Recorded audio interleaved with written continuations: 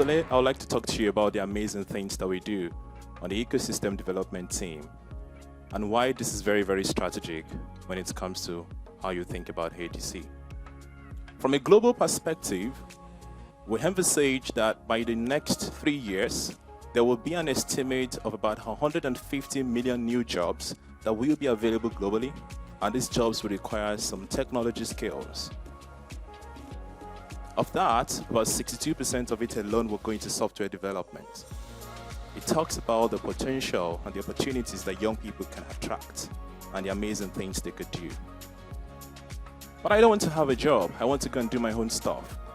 Let us think about the startup space on the African continent. We've seen the increasing appetite of young people to use technology to create solutions that address the challenges that people face, and they make a lot of revenue from that. Without skilled talent, ADC cannot fulfill the objectives in Africa. So we recognize the goal of, and we recognize the idea of attracting the best of talent, which is a reality, and we are proud of that because we know that on the African continent, we are going to find the best of talents that we can empower and engage in meaningful projects that would have global impact. But that would just mean I'm looking at things from just one of my lenses. If I have a wider perspective and I look at this from both lenses, my narrative will be different. I will be able to see the symbiotic relationship that Africa has with Africa Development Center. Because Microsoft ADC belongs to a community, the African community. So as much as we think about getting the best of talent, we're also committed to growing the community, increasing startups, their capacity, and also the opportunities that they can avail to actually transform lives of people and create more meaningful products.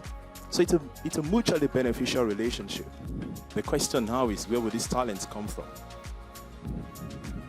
And I will give you 2 examples in Nigeria and Ghana alone, where we have over 405 tertiary institutions graduating about 800,000 students annually. Nigeria and Ghana alone.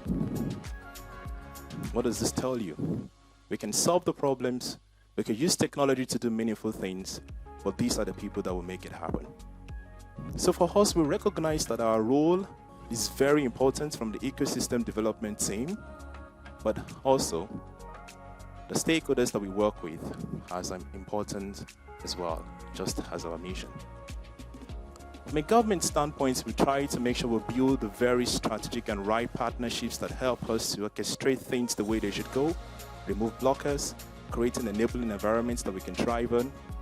And at the far right, tech professionals, like a good number of you that we have here today, our goal is to be able to get insights from you, and we'll take that insight and connect with what is happening in the industry so that we can determine what initiatives are the right initiatives.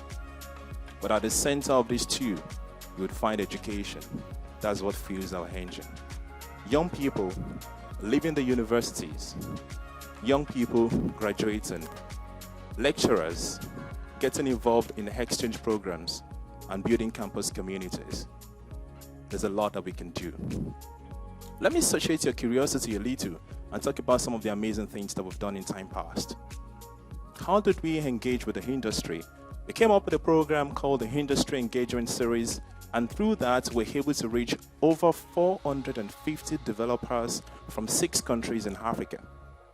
From an African standpoint, we wanted to know what were the challenges the developers were facing, and how do we address these challenges meaningfully, but also what are the aspirations, and what kind of inputs can we put into that.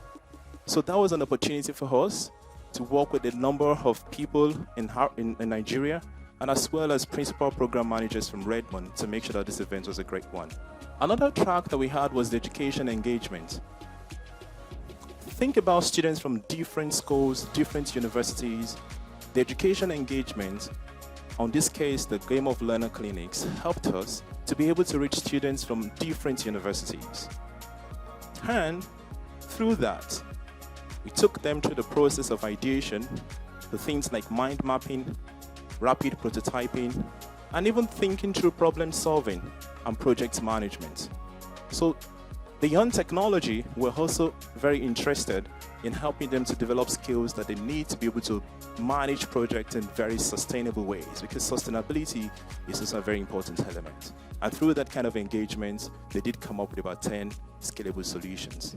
For the next quarter, we're going to be focusing on defining our partnerships and what kind of frameworks do we consider to be important and what kind of partnerships do we want to engage upon.